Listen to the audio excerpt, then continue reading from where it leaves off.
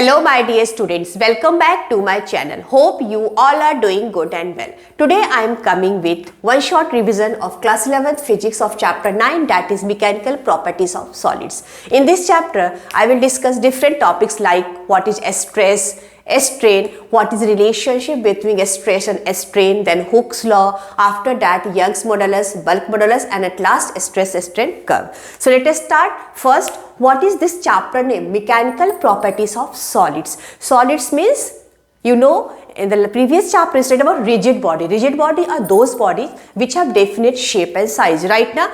But in actually no body is 100% rigid. If you apply some force on any rigid body, what happens? It changes their shape and size.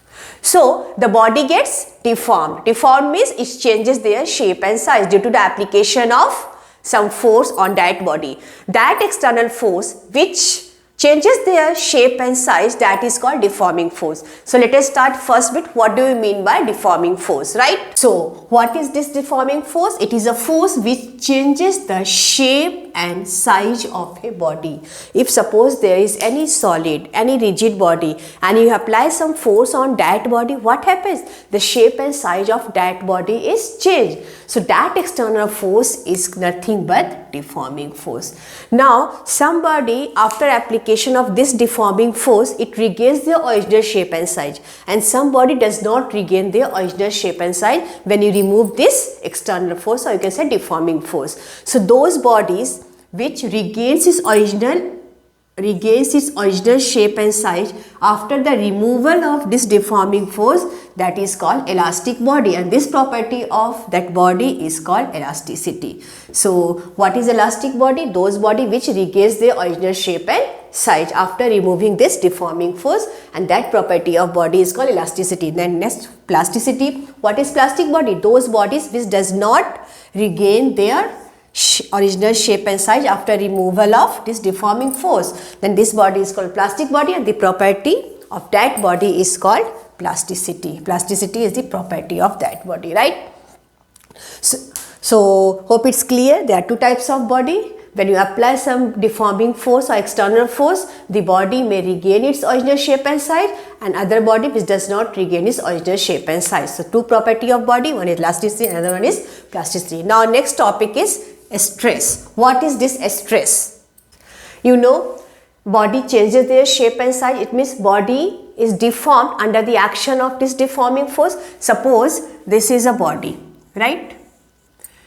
This one is body, and if you apply some external force, then the body changes their shape and size. But after removal of that deforming force, this is external force. After removal of that deforming force, what happens? The body regains its original shape and size. But how? When you apply some external force, then at each part of this body, an internal force is set up, that is called restoring force, which restores its original shape and size.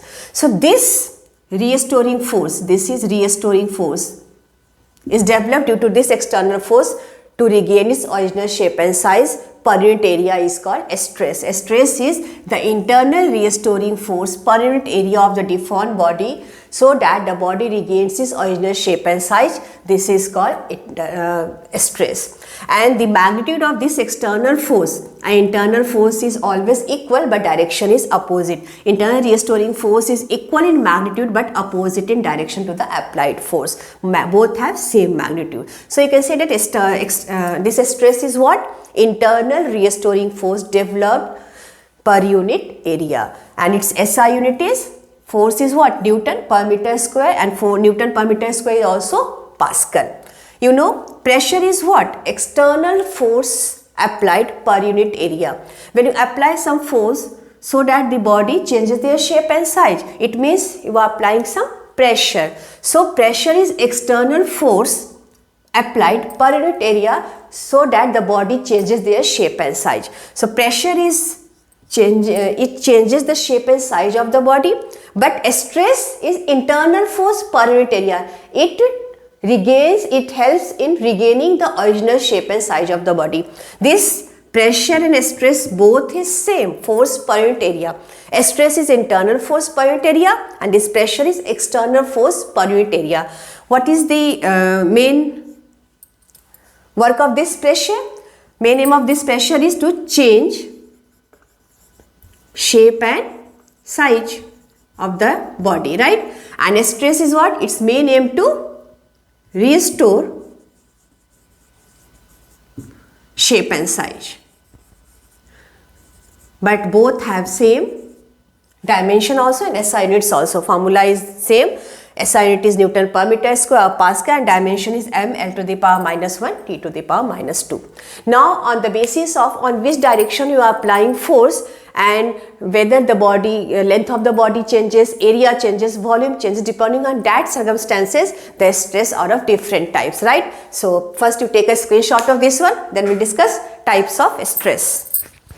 Now types of stress, but before discussing this one you must know that there is one important question: which one is more elastic, rubber band or steel? You know, elastic substances are those which regain their original shape and size, and these are example of elastic body, rubber band and steel. But which one is more elastic? We will discuss this one. We will discuss about Young's modulus of rigidity, right?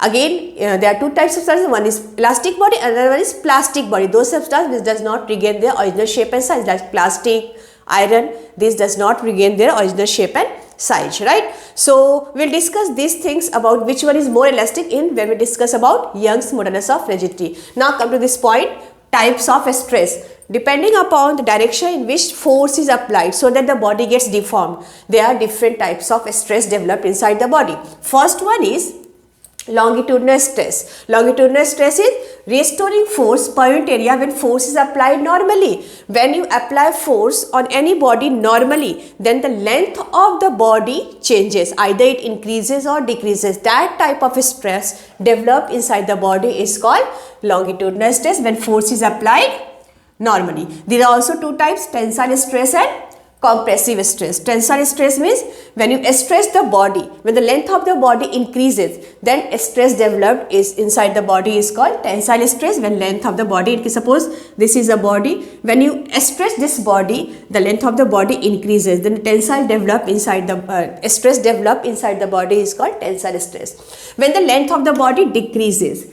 when you compress the body, then stress developed inside the body is called compressive stress when length decreases, right?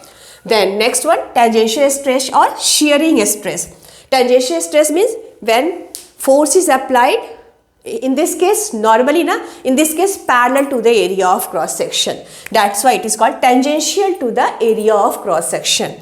Restoring force per unit area when force is applied parallel or tangential to the area of cross section of a body. Then stress developed inside the body is called tangential or shearing stress. Suppose this is the original position of body. When you apply force parallel to this area of cross, this one is normally and this one is along parallel to the area of this cross section, tangential to this area of cross section. What happens? This lower part is fixed, upper part moves from this position to this position, and the stress developed inside this body is called tangential stress or shearing stress.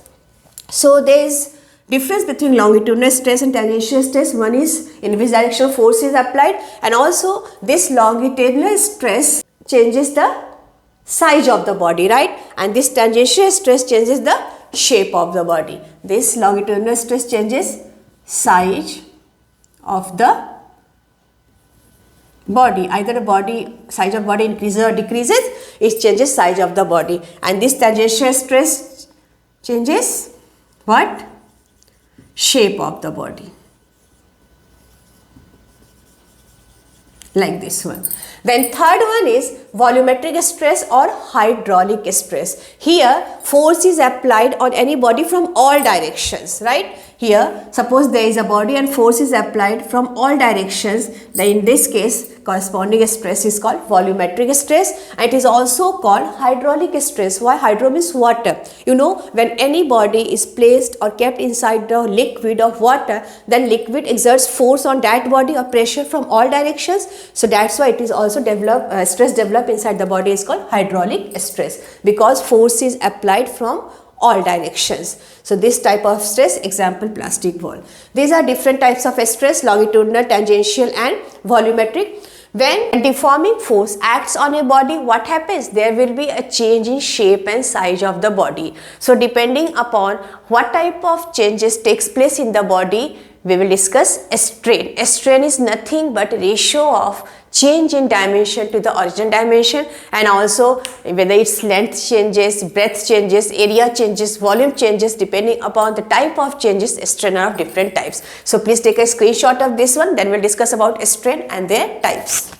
Now a strain, you know, already discussed that when a deforming force is applied on any object, what happens? There will be a change in shape and size of the object. Object gets deformed or stretched. So how much an object is stretched or deformed, that is called a strain. It is ratio of change in dimension divided by this original dimension. This strain is how much an object changes the dimension to the original dimension. Depending upon the types of change in dimension, it is of three types: longitudinal strain, tangential or shearing strain, and at last volumetric strain.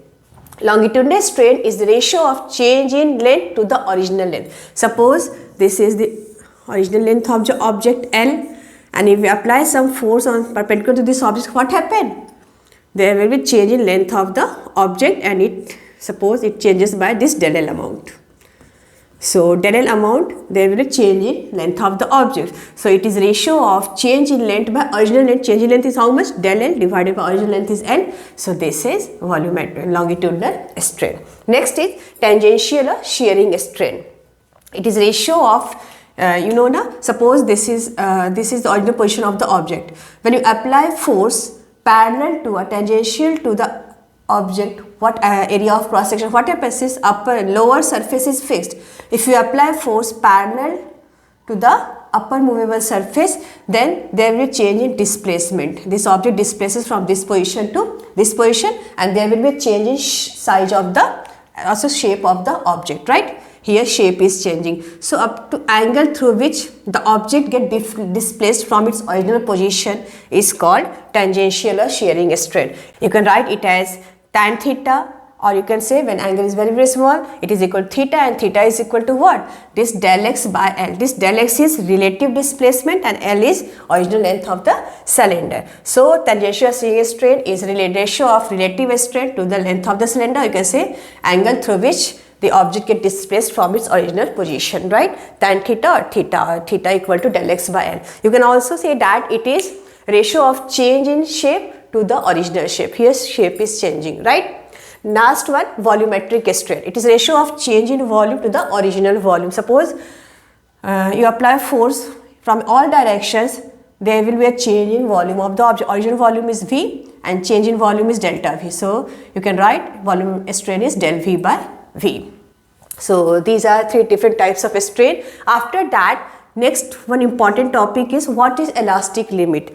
Up to certain, when you apply deforming force now, then restoring force develop inside the body, that is called, per unit area is called stress. So up to there will be maximum stress up to which the body regains its original shape and size. After that, the body is not able to restore their original position. So this elastic limit is maximum stress within which the body regains its original shape and size after removal of deforming force. Now after this one, there is important relation between stress and strain. When you apply deforming force, what happens? Stress is produced inside the body and there will be change in shape and size of the body. So what is relation between stress and strain? That is explained by Hooke's in Hooke's law. So we'll discuss Hooke's law after this one. Please take a screenshot fast.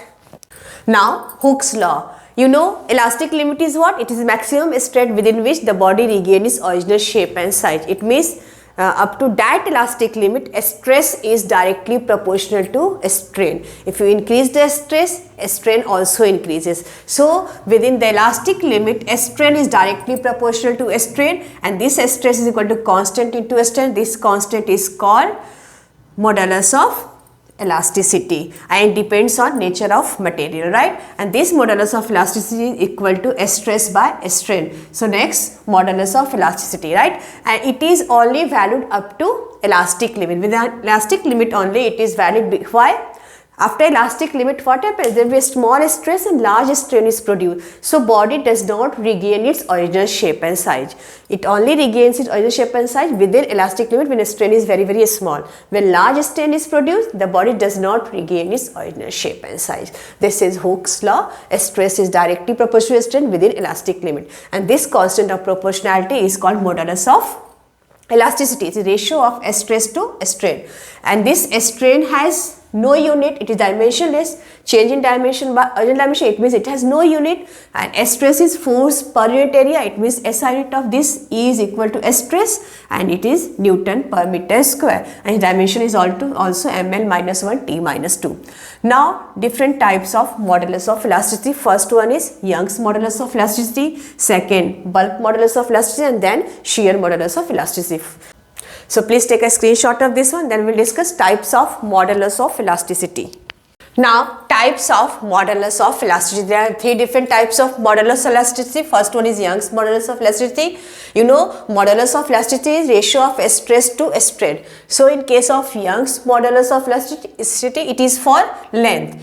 This Young's modulus of elasticity is given by ratio of longitudinal stress to longitudinal strain. Suppose this is a body and this L is original length of the body. If you apply some force so that the body is stretched by this amount, del L amount. Now Young's modulus becomes what? Longitudinal stress is, this is area of cross section A. So force per unit area is longitudinal stress, and change in length by original length, del L by L is longitudinal strain. So it becomes Y equal to FL by A delta L. This is the formula for Young's modulus of elasticity. Its dimension is same as that of the modulus of elasticity, right now. So now there is one important question, that why steel is more elastic than rubber band, right?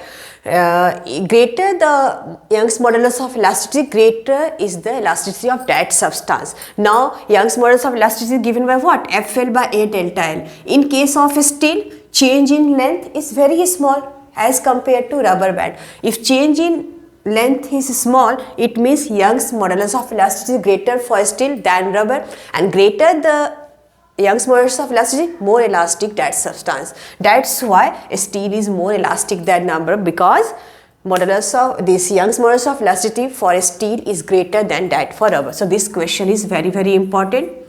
Must remember this one, right? Now next, bulk modulus. It is for volume.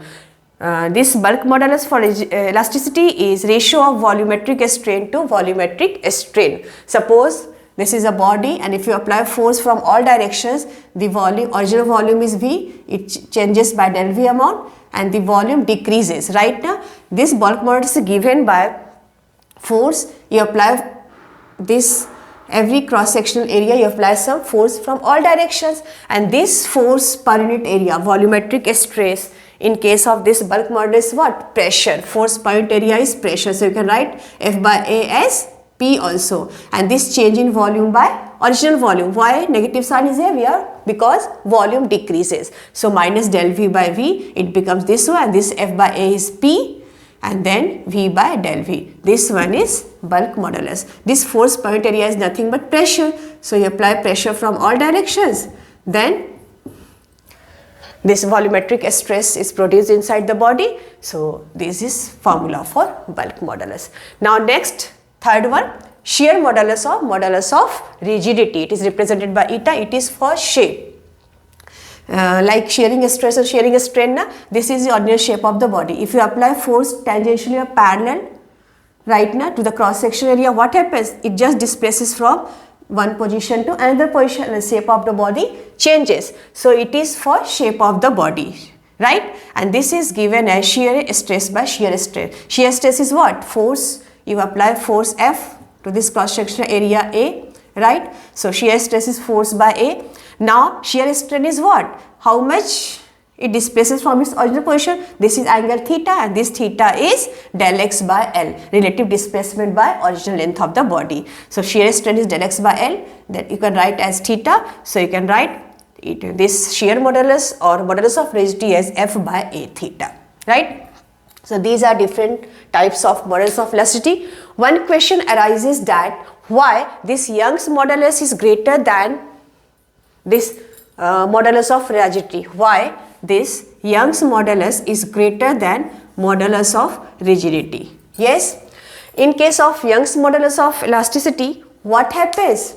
You have to apply force to separate the molecules. So more force is required to separate the molecules. So Young's modulus is greater. In case of this, only have to change the shape of the substance, shape of the body. So less force is required to change the shape of the body. That's why Young's modulus is always greater than modulus of rigidity, because in case of Young's modulus of elasticity, we have to apply force to separate the molecules. So more force is required, F is greater. That's why Young's modulus is greater than this shear modulus of rigidity. Here less force is required to change the shape of the substance. So this is also very important point, why Young's modulus is greater than modulus of rigidity, right? Hope it's clear to all of you. Please take a screenshot of this one. Then we will discuss a stress-strain curve. Now a stress-strain curve for a metallic wire, and this stress-strain curve is different for different metallic wire, depends upon the nature of material. So how this curve is drawn and what are different points, you must remember. This topic is very important from examination point of view, right?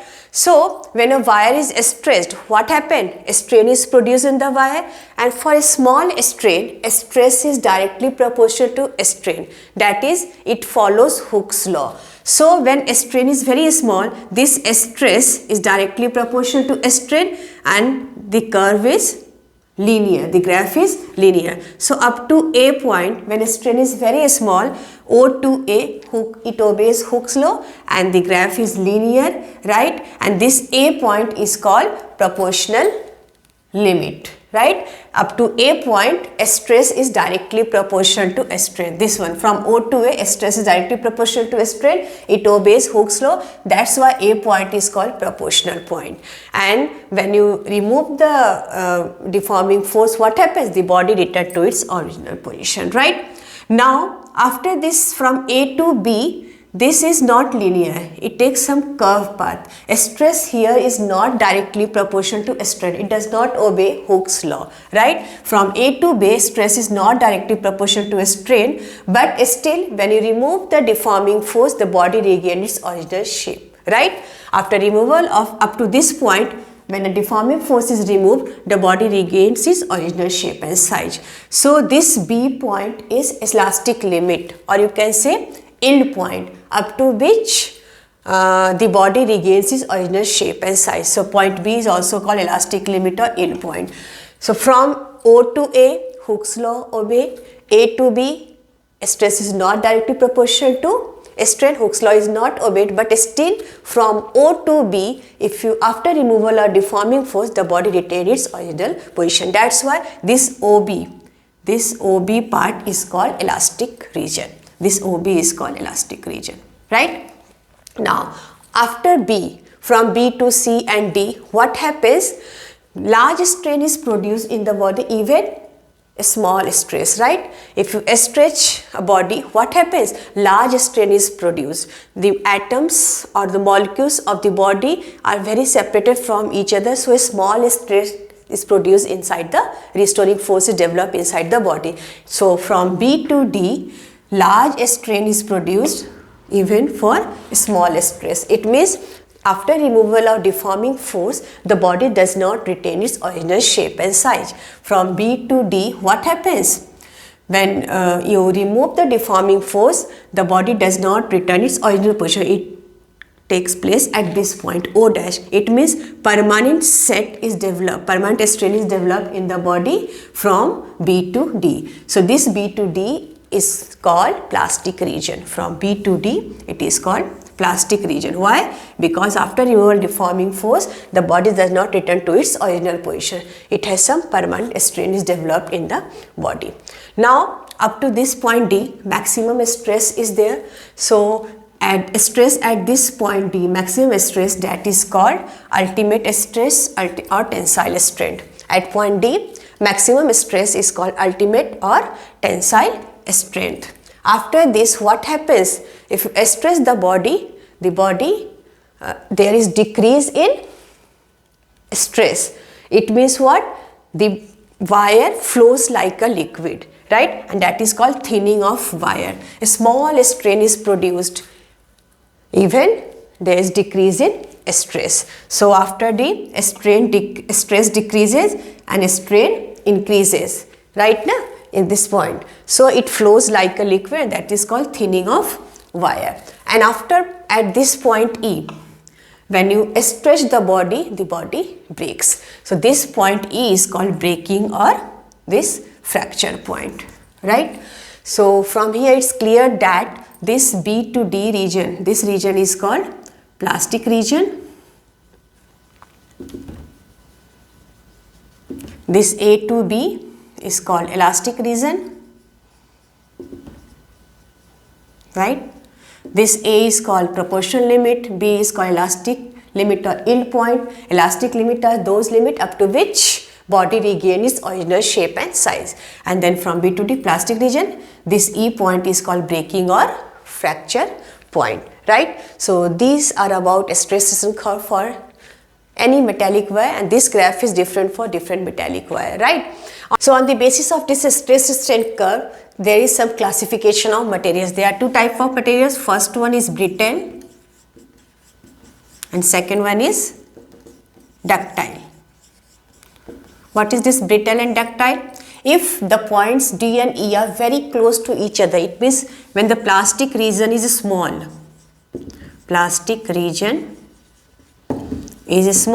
then the materials breaks easily, and that type of material is called brittle material. If D and E are separated from each other, it means plastic region is large,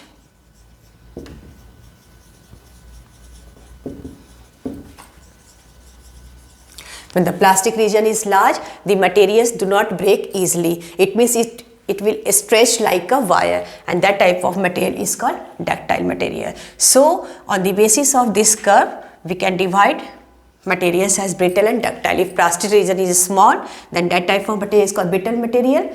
It breaks very easily. If the plastic region is large, material does not break easily, and that type of material is called ductile material. It will stretch like a wire. So these are about a stress resistance curve. Please take a screenshot of this. So I already discussed about classification of materials on the basis of a stress resistance curve. One is ductile material, another one is brittle material. What are ductile materials and what are brittle materials? We already discussed. A stress resistance curve for ductile material is this one, and for brittle material is this one. For this ductile material, this plastic region is very large plastic range of extension, so that it cannot be broken easily. It can be drawn into thin wires like copper, silver, gold. And brittle materials are those which has very small range of plastic extension, right? So it cannot be drawn into thin wires. It can be broken easily like glass and iron. So these are classification of materials, right? Now some other elastic effects. There are three important terms which you must know. It may be asked in the exams. First is elastic after effect. What is this? The delay in regaining original state by a body on removal deforming force. When deforming force is removed, some body takes original shapes very fast, and some body takes some time to regain its original shape. So the delay in regaining original state by a body when deforming force is removed, that is called elastic after effect, right? Next, elastic fatigue. What is elastic fatigue? This is lost the strength of a material due to repeated loading, right?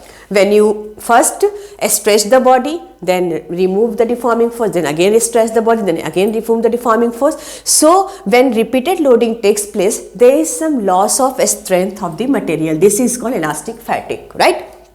Next, elastic hysteresis, last term. What is this elastic hysteresis? Loss in the energy due to loading. When a body is stretched and then you remove the deforming force, then some body takes the original part to regain its shape, and some body takes different parts. So if paths are different, suppose original path is from this O, C, P. This is the original part taken by a body. When a body is stretched, when a strain increases, stress also increases, right? But when you remove the deforming force, what happens? It comes and regains its original shape, but by different parts, A, B, A, O. This is original path OCB, and this is regaining path BAO. So these parts are different. So there must be some area between this one and this area represents energy loss. It means there is some loss in the energy due to loading. This is called elastic hysteresis. The area of this curve gives loss in energy, right? So these are about stress curve and some other elastic effects. Now one last topic is left. So please take a screenshot of this one first, fast. Now the last and important topic of this chapter is elastic potential energy of a stretched wire. What is this elastic potential energy? When a wire is stretched, what happens? Internal restoring force comes into play to oppose that change, to regain its original shape and size. So to stretch a wire, to change its length, you have to do some work against that internal restoring force, and that work done is stored in the wire in the form of elastic potential energy, right? So the work done in stretching the wire against this restoring force is called elastic potential energy. Suppose original length of the wire is L. Now change in, when you stretch a wire, there is some change in length. Suppose this is del L is a change in length. This F is the force applied and A is area of cross section of this wire. Now you have to find work done. So to find work done, you must know about average force. What is this average force? Initially no force is applied, so initial force is 0, and after that force F is applied to stretch the wire. So average force is what? 0. Initial force is 0 plus F by 2. This is F by 2. Now work done for stretching the wire, changing the length by an amount del L, is given by what? Work done is force into displacement. Average force is F by 2 into displacement, change in length is delta L. So W equal to F by 2 into delta L. You can write this one, this equation in this form also. If you divide this by, this is half, then divided area, then you must multiply one area, half F by A into A. Then again del L, you must divide 1 by L, then you must multiply 1 L, so divided by L into L. So this force by area is what? Stress. Then this del L by L, this is strain, and area into length is volume. So this work done becomes half stress into strain into volume, and this work is stored in the wire in the form of elastic potential energy represented by U. So it is equal to half stress into strain into volume. This is the expression for elastic potential energy of a stretched wire, right? One more term, energy density represented by small u. This energy density is elastic potential energy per unit volume. So you just divided this by volume, you get half stress into strain. This is energy density. So these are all about this elastic potential energy of a stretched wire. Please take a screenshot of this one. So with this, I am going to end the video. Hope you like this one short series of class 11th physics for term 2. You must write in the comment box after this which chapter you want for one short revision, right? So students, keep revising and stay tuned with this channel. Thank you.